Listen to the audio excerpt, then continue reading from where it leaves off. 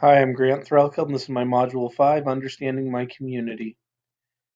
I work in Goddard, Kansas, and it is a commuter town. It's family-oriented, with many of the households practicing religiously. It Goddard does have a fall festival. It has parks and a community swimming pool, and it's a developing economic community. In the past few years, it has a Walmart that's been built, and it's supposed to be receiving an aquatic center and hotel complex, which are the blueprints on the right, with some new restaurants.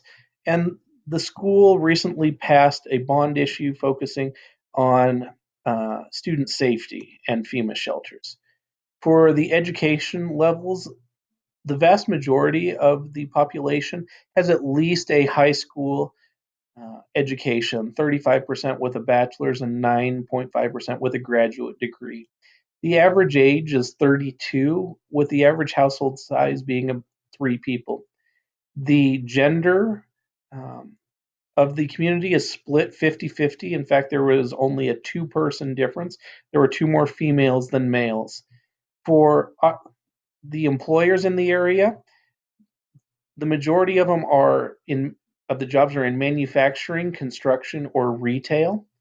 For the race of the community, it is largely Caucasian at 88.3%, with 6.4% being Hispanic, 2.4% being two or more races, 1.2% Asian, and 0.8% identifying as African American. When it comes to the communication, the printed types of communication are the Goddard at a Glance, the Times Sentinel, which focuses on about 5 communities in the area, and the Wichita Eagle, since Goddard is close to Wichita. The television and radio stations all come from the Wichita area, although Channel 7 is a Goddard channel, which will play a PowerPoint of pertinent information. Most of the information outside of school comes from TV, radio, or other forms of technology, such as smartphones. But for the schools, they focus on open board meetings, social media, classroom newsletter, and skyward messages. But again, most of the communication is technology related.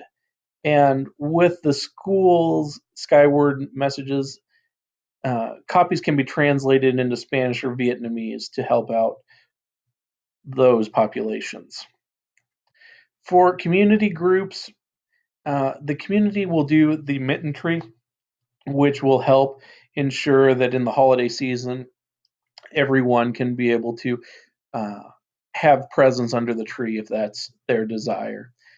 The Goddard Educational Foundation and Alumni Association work in helping to secure funds for teacher grants to help reduce the financial strain on teachers. Some of the groups in the area are the Boy Scouts, Girl Scouts, and senior exercise classes, in addition to the Lions Club, Kings Club, and Women's Club. The school buildings are frequently used for basketball, including basketball tournaments, and there's been a push in the Goddard community recently for Capturing Kids' Hearts, which is a program that works on building relationships between students. And when it comes to problem organizations, no problem organizations are known at this time. When it comes to influencing agents in the community, it would be the mayor, the city administrator, and the city council, and they work in close contact with the school superintendent and the school board members to help ensure that the community is helping out with the Goddard schools, and the Goddard schools are helping out with the community. They've recently started a Goddard outreach program where the schools help with different uh, service projects in the community a couple of times a year. When it comes to community leaders, I focused on Dr. Henry, our superintendent. He's very visible. A few years ago, he was named one of Wichita's 40 most influential people under 40. He's frequently in schools, including attending after school activities, and will travel up to Topeka as much as necessary to help advocate for the needs of Goddard. He encourages staff members and community members to take an active role in all elections and pointing out why a particular election may be important for the school district. When it comes to the economic conditions, the most common occupations for males were in management, in productions, and sales. And for females, it was office administrators, education, or library occupations. The median household income was $61,725, and the median household value was $144,000. And the average commute is just over 19 minutes. So again, the majority of people in Goddard work elsewhere. Um, for the political structure, it's a largely conservative area with in their voting patterns, with 54% voting for Trump in the last election compared to 36 for Clinton, the mill rate being at 28.201. And the federal funding, or excuse me, the funding for schools, 3.8% comes in federal aid, while 74% comes from the state and 21% comes from the local community. When it comes to social tensions, it's a largely homogeneous group of people that the cliques have a tendency to show up between the north side schools versus the south side schools. US 54 runs through the middle of Goddard, and the north side schools are usually more affluent than the south side, which has led to some um, conflict into how money is spent. Um, but the Goddard area as a whole has a low crime rate of about 105 crimes per year, where the national average is about 277. Here are some extra sources, and if you have any questions, I'd encourage you to go to those websites. For the power structures, I focused on the Goddard schools versus the special education cooperative and how they manage teachers. There's a different negotiating team, which sometimes leads to difference in pay, where actually the Goddard teachers get paid more than the special education teachers. And the special education teachers have to follow the directives set forth by the district and the cooperative.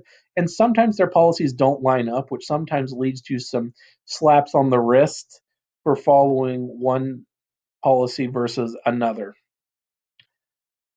Goddard, again, is a largely Caucasian population, but there are some programs to benefit all, such as a breakfast program, choices for school lunch, and if any student cannot participate in an activity for a religious reason, there's an alternate activity so they can still participate and have an enjoyable time without being punished for their beliefs. For the power structure at my school, there's a cub pack, is what they're called, of third and fourth graders that help to determine some of the activities in the school, and then it moves on up to the grade level teams, then to department heads, then to the principal, and then to the superintendent. For measuring public opinion, every year there's a survey sent out to parents to dictate some different activities. And I've listed some of those. And a similar survey is given out to the students about what they liked about the school. And that's something that I personally like. Many of the public opinions come from the building surveys. It's led to some changes, but it's done once a year. It was also used to help predict growth within the schools, as it would ask how many younger siblings do you have not in school age. The site council is used to inform and discuss current issues, and it could be better, but it definitely has a good start. I'd like to see more in the public opinion department, and almost like quarterly sort of surveys, so that we can see how we're growing over time. Thanks for watching. I look forward to the critiques that you may have. Thanks.